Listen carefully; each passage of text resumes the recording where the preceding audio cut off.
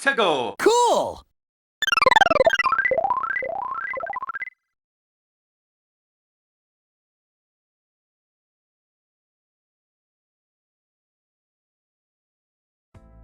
Hey everyone, it's 𝗃𝗀𝗀𝗱, and welcome to yet another Sonic the Hedgehog video by me.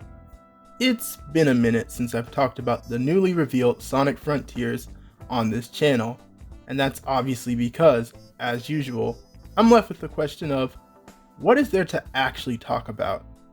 Apparently I've been missing out on such deep discussions like the quality over the one shot of Sonic's model we see, which all I can say is I'm not wasting my time with that stuff.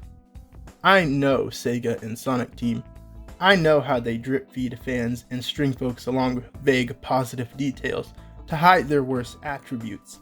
Best believe I'm not falling for it again. But I could sit here and be a pessimist about modern Sonic the Hedgehog all day, and that's just boring and not remotely enjoyable to me. So I'm going to get to my main point. Sonic Frontiers gained a lot of attention because of its confirmation that it'd be leaning into the open world trend of late, and would be giving it a nice Sonic the Hedgehog themed coat of paint.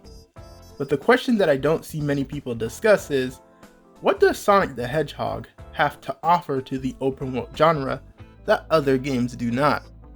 I think a big problem with Sonic is that while I like that he experiments with very different and radical ideas between installments, it can get to a point where it feels like Sega is just blindly throwing Sonic into a trendy genre, as opposed to having an actual unique and well thought out way to fit Sonic into the genre. But this is one of those rare cases where I think Sonic has a lot of potential in a new genre. The open world genre can have a bit of a negative vibe to it at times because of how it has games that try to replicate it without doing anything different at all. But Sonic is a series that definitely can offer some new stuff to it because of the unique elements of the Sonic the Hedgehog series, which is what I want to talk about in today's video. What is the true potential of an open world Sonic game, and how could it be possible for Sonic Frontiers to be one of the best Sonic games?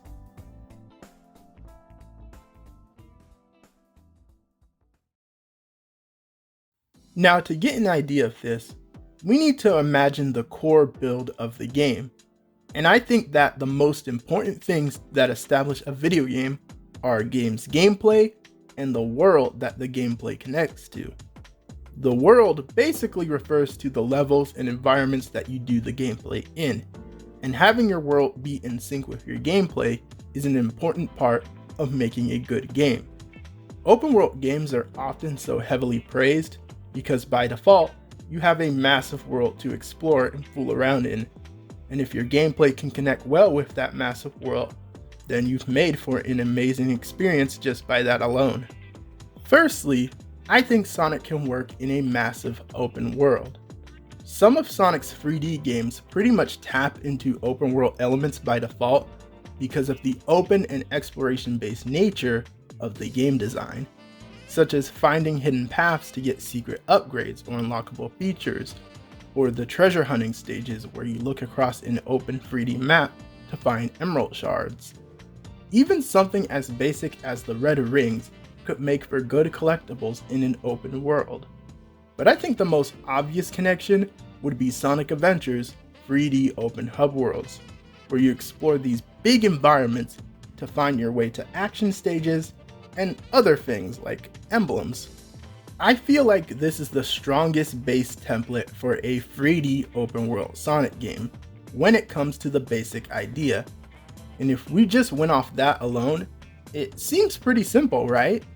But then we need to factor in the core gameplay, piecing together how it all ties into Sonic's basic movesets, the levels he visits, and other elements.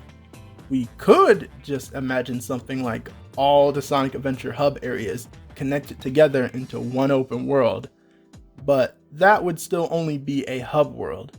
We need to blend it together with elements of the action stages, because open world games simultaneously blend their core gameplay and massive open world together. And as we know, Sonic's 3D action stages, like his 2D levels, are often stretched out a lot in order to accommodate for his speed. So this would make for a pretty bloated open world if we accommodate for both his speed and the stage being big enough to still feel as satisfying as action-based levels from 3D Sonic games. So what's the solution to trim the fat? I think that segmenting the action-based stages into their own pocket sections while still being a part of the open world is the best way to go about it. I mean, this is a simple concept that goes as far back to a game like Super Mario 64, where the hub world was big and fun to explore, but the paintings containing the main levels is where all the true fun is. But just because the action stages have their own focus sections, doesn't mean that the main open world should be empty and devoid of anything. If the open world that connects to the levels doesn't have anything to do in them, it's not truly open world. It's just a glorified 3D hub world that houses the more interesting levels, which is why the open world should still be big enough so that Sonic can still run around loops, fight enemies, and do some platforming to feel rewarded for exploring the open world. If we go by the leaks for Sonic Frontiers, I think that they are on the right idea in a lot of ways. The action stages of the game will be the supposed cyberspace levels, which will be more focused and play similar to that of the boost gameplay, which I'll come back to that. But yeah, outside the cyberspace levels in the open world, I would presume that you would still be able to do stuff you could in the cyberspace levels, like platforming challenges, fast-paced action, and fighting, which if that's the case, then you have successfully combined the open world genre with Sonic's unique speed-based gameplay. Here's the problem. This requires Sonic's core gameplay moves, both inside the action-focused sections and in the open world, to feel smooth between each other. There has to be a nice correlation and balance, otherwise the game won't feel enjoyable all the way through. What if the action-focused sections are nicely designed, but the open world indeed feels like a bland, empty hub world? And what if the open world feels exciting, open, and fresh, but the action-focused stages are just bland and uninspired? Or worst of all, what if we have both an empty, lifeless open world with empty, uninspired action stages? This is my number one fear for the game, because we know how rough Sonic Team has been with Sonic gameplay in 3D.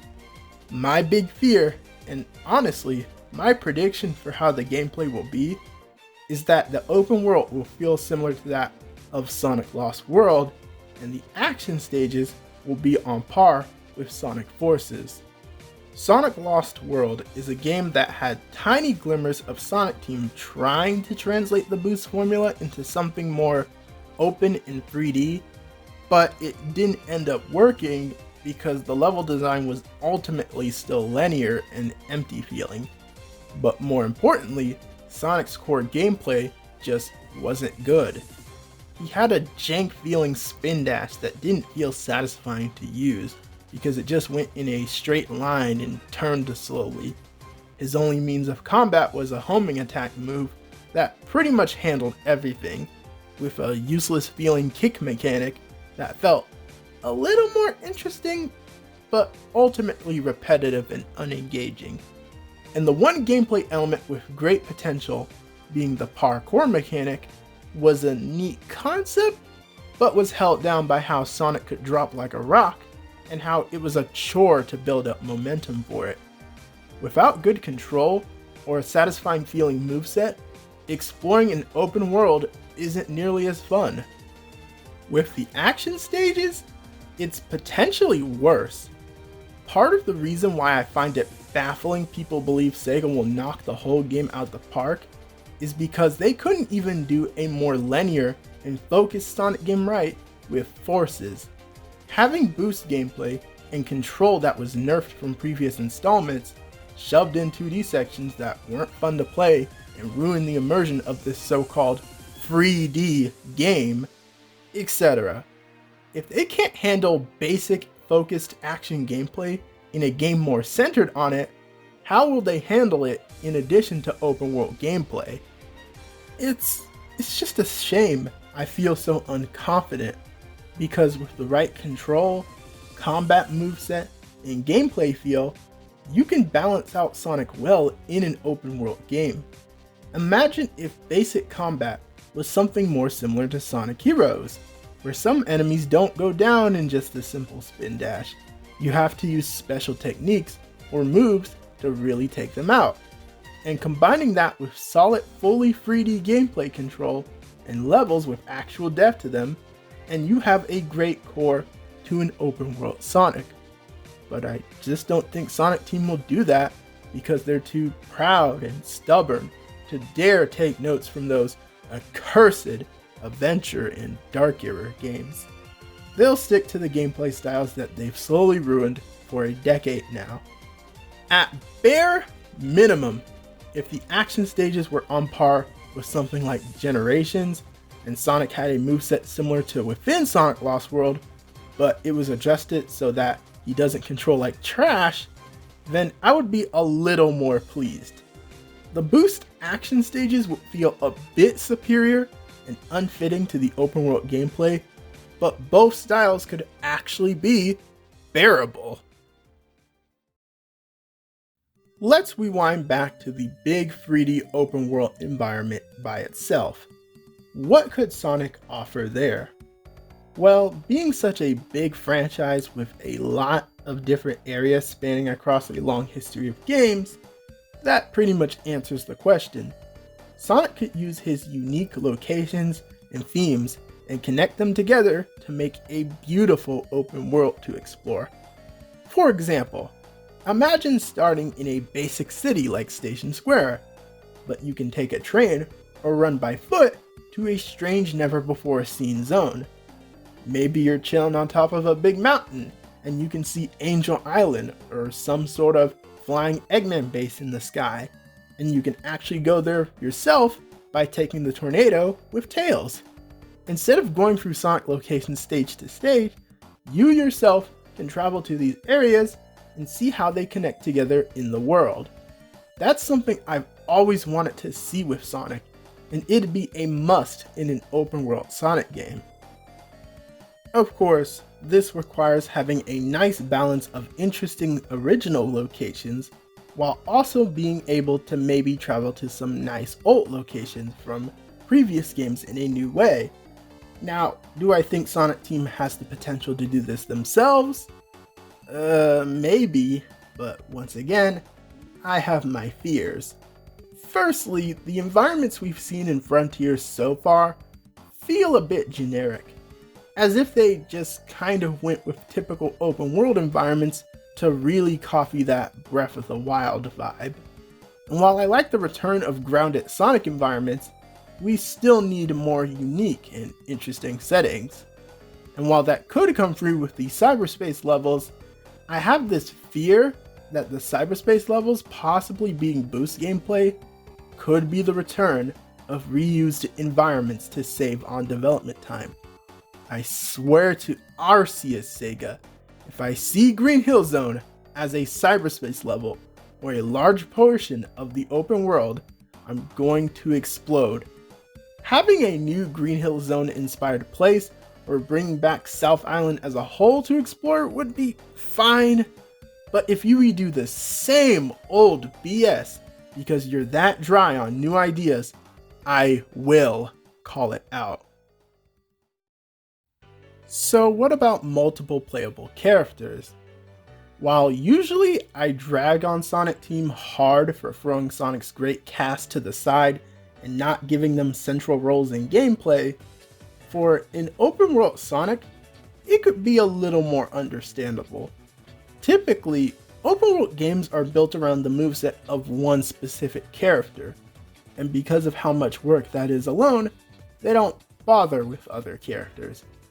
It could be cool to explore one part of the world Sonic can't get through, but come back with someone like Knuckles to get past it.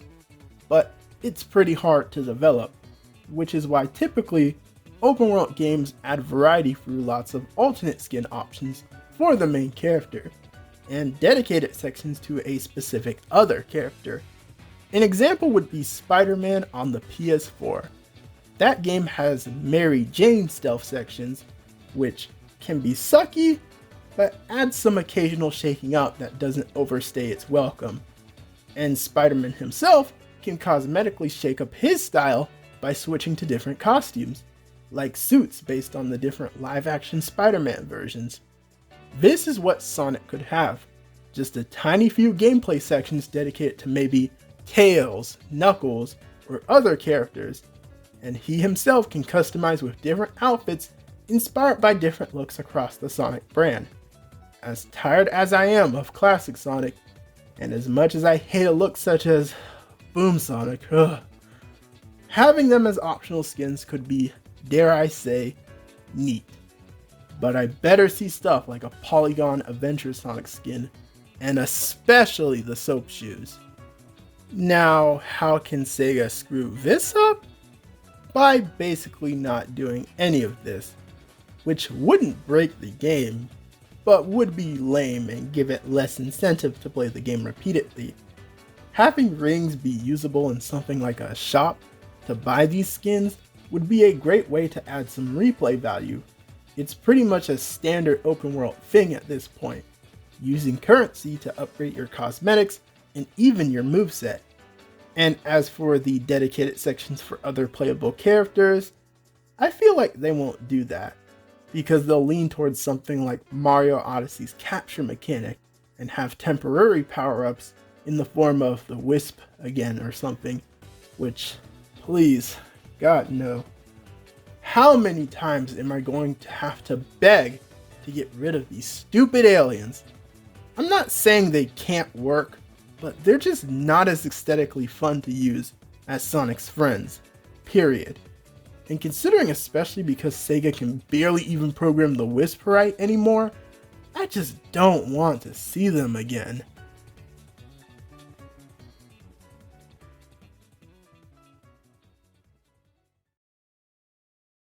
But yeah, that's going to be it for the major potential of an open world Sonic game, at least on my end. Trust me though, I only scratched the raw surface of what a good open world Sonic game could do, as there's so many other things you could add into one to make it an amazing experience, such as minigames, side missions, and etc. But here's the thing, as much potential as an open world Sonic game has, I don't really have the highest expectations for Sonic Frontiers specifically. You all know how I feel about current Sonic, Sonic Team, and Sega thanks to my previous videos. But even putting aside how I personally feel about them, I just can't realistically see them nailing an ideal open world Sonic on their first try. I think there's areas that they could be onto something, but then they'll screw it up by making their usual brain dead decisions, especially when after the game launches and they listen to critics that will just tell them to go back to 2D Sonic and copy Mario again. It's so frustrating beyond words, but the best I can do now is hope for the best outcome and play the long game. And I mean literally play the long game, because God knows when we'll be seeing full gameplay of this game. If you've made it to this point of the video, thank you for watching all the way until the end. What are your thoughts on an open world Sonic game? Do you have faith in Sega and Sonic Team to execute it well with Sonic Frontiers? Let me know in the comments below. And be sure to leave a like on the video, subscribe to the channel if you are new to it, and follow my additional social media such as my newly revived Twitch and my Twitter for more content and updates. This has been 𝗏𝗂𝘀𝗶𝗰, and I'm out. Peace.